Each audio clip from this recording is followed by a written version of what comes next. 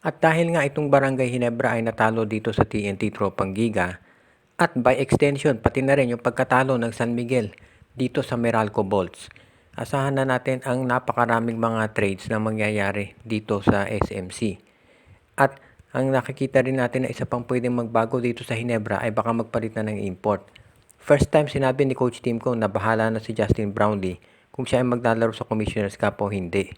Pero hindi natin maitatanggi na ito si Justin Brownlee ay medyo nag-iba na yung laro niya. Hindi natin alam kung may injury ito o edad na or whatever. Pero kinakailangan siyempre na kung ikaw Ginebra, tignan mo yung posibilidad na kumuha ng ibang import.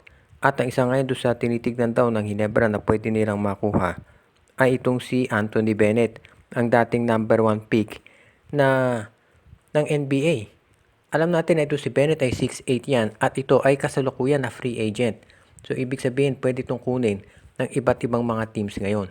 Kung sakasakali na itong si Anthony Bennett ay kunin ng iba't ibang mga teams, pwedeng mag-offer ang SMC. Alam naman natin na mapera ang San Miguel Corporation at kung sa tingin nila mag-fit itong si Bennett sa Ginebra, iyan ang ibibigay nila. Dahil alam natin na ang Ginebra ngayon, bumapasok na sa isang bagong, sabihin na natin bagong era.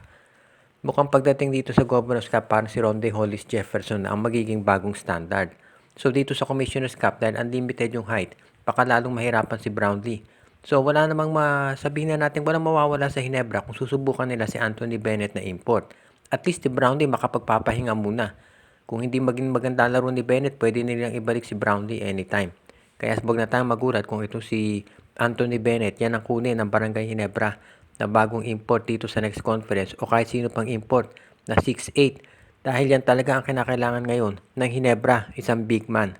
Bukod dito sa pagkuha sa bagong posibleng import ng Ginebra, isa pang nakikita natin dyan na pwedeng gawin nila ay i-trade itong si Bon Pesumal. Sobrang loaded na yung backcourt ng Ginebra pag bumalik si Jeremiah Gray. Siyempre, nandiyan sa point guard si Scotty, si RJ at itong si L.A. Tenorio. At dito naman sa shooting guard si Maverick Hanmisi at si Jeremiah Gray. At ito sa small forward, nandiyan of course si Stephen Holt at yung magiging import nila plus si Jamie Malonzo sa power forward. Itong si Von Pesumal, literally wala nang lugar dyan dahil tandaan natin nandiyan pa si Nards Pinto. At sa tingin ko si Pinto, hindi yan ititrade ng Ginebra dahil ito ay two-way player. Pwede sa offense, pwede sa defense. Si Von Pesumal sa offense lang yan, medyo mahina yung depensa niya. At pwedeng i-trade ng Ginebra itong si Von Pesumal at yung iba pa nilang bench players para kumuha ng big man. Kasi kung si Justin Brownlee pa rin ang magiging import ng Ginebra sa Commissioner's Cup, dehado sila talaga pagdating sa height.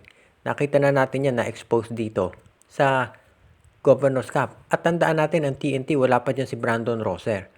So kapag dumating na to si Rosser sa TNT at itong si Justin Baltasar dito sa Converge Fiber XS, mahihirapan talaga Ginebra. So dapat i-trade na nila itong si Bon Pesumal at si Jason David at si Raymond Aguilar para dito sa mga big men na pwede nilang makuha. Dahil kinakailangan ni Japet ng tulong. Hindi pwedeng siya lang ang gagawa dito. Marami nagsasabi ininda raw talaga ng Ginebra yung pagkakatrade kay Christian Stan Hardinger. Hindi raw nila dapat tinrade si Stan Hardinger. Pero katulad ng nabanggit natin doon sa mga nakaraan nating mga video, wala namang choice si Tim Cone kung hindi i-trade si Stan Hardinger dahil siya mismo ang may gusto. Kung ayaw na ng player doon sa team mo, dapat mo nga siyang i-trade. So, ito ngayon ang dapat gawin ng Ginebra. I-trade na itong si Pesumal, si Aguilar, si Jason David, at yung iba pa nilang mga bench players para sa isang big man na pwede nilang magamit. Dahil iyan ngayon ang kinakailangan ng Barangay Ginebra para sila ay makapag-compete.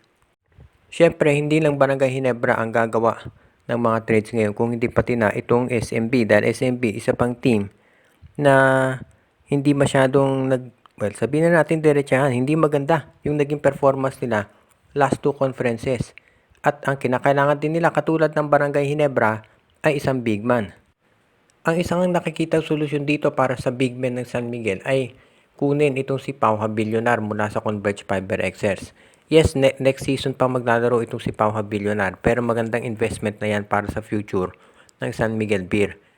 Dahil siyempre kinakailangan kung ang Ginebra nagpe-prepare na dito sa future dahil nga tumatanda na si Japet, dapat ang San Miguel ganun din dahil tumatanda na yung core lineup nila. Ito si Fajardo, si Lassiter, si Ross hindi na bumabata.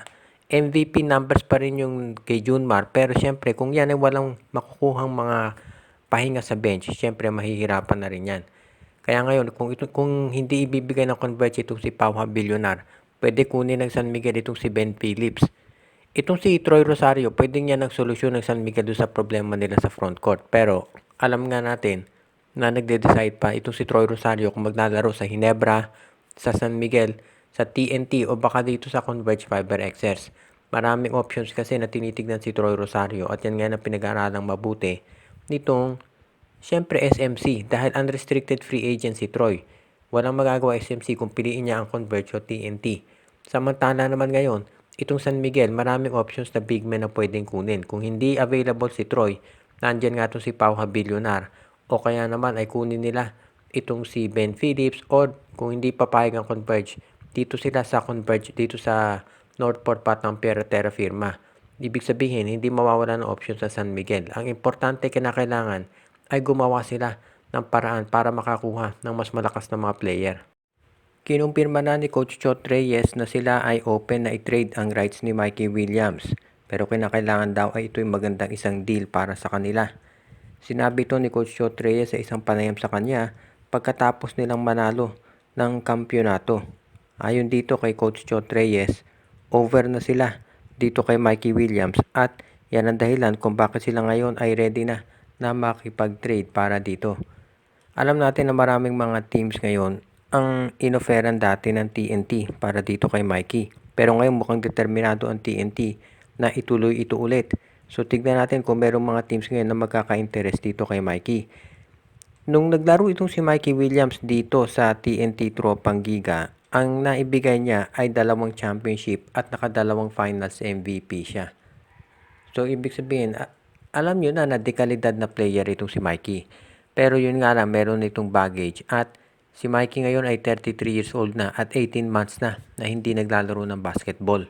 So kung ikaw ay isang PBA team, willing ka pa kaya na mag-take ng risk dito kay Mikey Williams? Sinabi nung agent naman ni Mikey na araw-araw daw ay nagpa-practice itong si Mikey Williams para ma-ensure na siya ay nasa kondisyon. Pero syempre iba yung practice, iba yung actual game. So, yan ngayon ang kailangang pag-aralang mabuti itong TNT at nung mga teams na gustong magkipag-trade sa kanya. Sa ngayon, itong TNT Tropang Giga, kaya nilang maghintay kay Mikey. Kung ayaw ni Mikey na maglaro, hindi problema sa kanila dahil nagawa ng TNT na mag-champion nang wala si Mikey Williams. So, kahit walang team na kumuha kay Mikey, hindi yun problema para sa TNT. Ang problema ngayon, yung mga teams na gustong kumuha dito kay Mikey, kailangan mag-agree doon sa terms na hinihingi ng TNT. Dahil walang pressure sa TNT na i-trade si Mikey. Dahil kaya naman nila mag-champion kahit wala ito. So yan ang aabangan natin dito ngayon na sitwasyon. Shoutout kay Joseph Pineda, Jonel Alago at Celino Valles family, RG Bueno at Dalina family, Joshua Giray, Espejo at Rosales family, Dalmacio de Guzman, Michael D, Jervin Cris, Alicia Garcia, Lolito Kakayon, Junjun Angie Patpat at B-Boy Matas, Andrea Alexis at Pitch Bagares, Alfonso Dindin at Terdy Balaba, kay Katsakino Dukusin, pinabati din natin si Ireneo Salangsang, Romeo Conchada, Edwin Carmona Jr., Anthony Alon Family, Enju, Dexter Domer at ang iba pa natin taga-subaybay.